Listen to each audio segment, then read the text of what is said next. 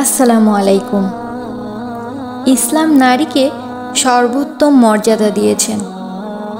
স্বামীর জন্য দুনিয়ার শ্রেষ্ঠ সম্পদ একজন নেককার স্ত্রী। কথাটা ছোট হলেও এর তাৎপর্য ব্যাপক, যা বলে বোঝানোর ক্ষমতা নেই। একজন নারীর সংস্পর্শ ছাড়া পুরুষের জীবনের পরিপূর্ণতা আসে না। কখনো তোমার স্ত্রীর সাথে এমন ব্যবহার করো না যে ব্যবহারে সে তোমার অনুপস্থিতি কামনা করে, যে ব্যবহারের কথা মনে করে তার দুই চোখ বেয়ে অশ্রু ঝরে, আর তার মনের কষ্ট আল্লাহর আরশ পর্যন্ত পৌঁছে যায়, আর আল্লাহর আরশকে কাঁপিয়ে দেয়। তুমি যে তোমার স্ত্রীর মনে এই কষ্টগুলো দিচ্ছ, এর পরিণাম কি জানো? এই পরিণাম অত্যন্ত ভয়াবহ, যা তোমাকে বিপদে ফেলতে পারে। তুমি হয়তো ভাববে তোমার স্ত্রী তোমার বিরুদ্ধে আল্লাহর কাছে অভিযোগ করেছেন, কিন্তু আদৌ তা হয় না। তোমার স্ত্রীর সেই চোখের পানিগুলো, সেই কষ্টগুলো, সেগুলো আল্লাহর কাছে বলা লাগে না, সেগুলো অটোমেটিক আল্লাহর কাছে চলে যায়, যা আল্লাহর আরশ পর্যন্ত কাঁপিয়ে দেয়। নিজের সব কিছু ছেড়ে তোমার স্ত্রী তোমার কাছে এসেছে। যেই বাবা মা ছোট থেকে তাকে লালন পালন করেছে, তাদেরকে ছেড়েও সে তোমার কাছে এসেছে। তোমার দুঃখে কষ্টে তোমার পাশে থেকেছে। তুমি তাকেই তার পর্যাপ্ত সম্মানটুকুও দাও না। তুমি তাকে মারধর করো, তাকে তুমি অকথ্য ভাষায় গালিগালাজ করো, তাকে তুমি কটু কথা বলো, তার অন্তরে কষ্ট দাও, তার মনে কষ্ট দাও।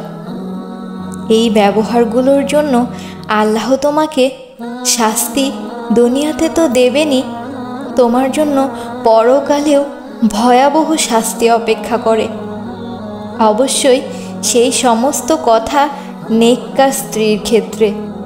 তোমার স্ত্রীর মনে আঘাত দেওয়ার আগে তোমার পরকালের কথা একবার চিন্তা করো। তোমার স্ত্রীর ভালো সার্টিফিকেট ছাড়া তুমি কিন্তু জান্নাতে যেতে পারবে না। কিছু কিছু মানুষ আছে যারা নিজের বাবা মার সাথে স্ত্রীর দায়িত্ব কর্তব্য ভুলে যায়। তাদের বাবা মার দায়িত্ব কর্তব্যের সাথে স্ত্রীর দায়িত্ব আর কর্তব্যগুলো মিলিয়ে ফেলে। তাদের স্ত্রী তার কোন ব্যবহারে কষ্ট পাচ্ছে, তার কোন কাজে কর্মে কষ্ট পাচ্ছে, তারা এই জিনিসগুলো লক্ষ্যই করে না। আর এই বিষয় নিয়ে কথা বলা শুরু করলে সেটা এত সহজেই শেষ হবে না।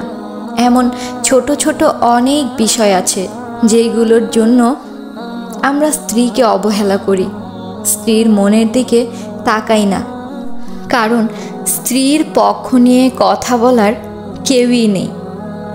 আর সেই স্ত্রী যদি এতিম হয় তাহলে তো আর কোনো কথাই নেই। তুমি স্ত্রীর সাথে এমন ব্যবহার করো যে ব্যবহার তোমার স্ত্রীকে তোমার অনুপস্থিতিতে তোমার ভালোবাসার কথা স্মরণ করিয়ে তাকে ভীষণ কাঁদায়, যে ব্যবহারে সে নামাজ পড়ে রবের কাছে তোমাকে তার জীবনে পাওয়ার জন্য শুকরিয়া আদায় করে।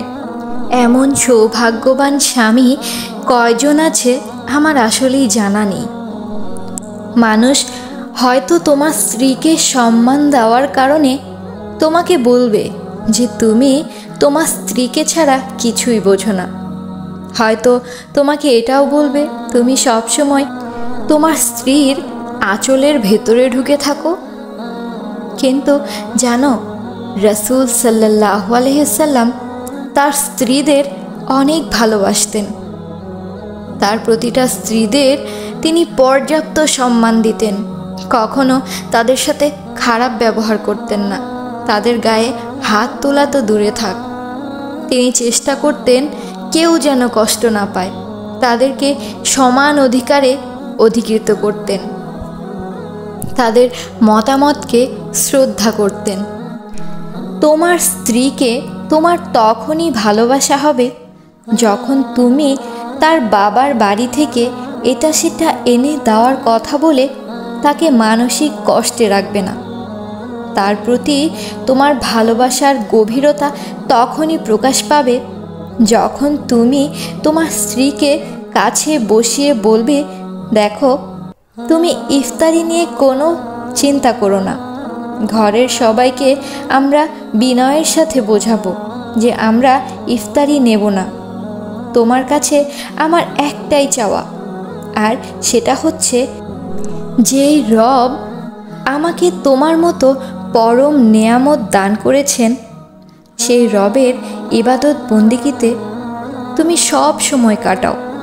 এতে করে যে যাই তোমাকে বলুক, রবের রাস্তায় কাউকে তুমি বাধা হতে দিও না।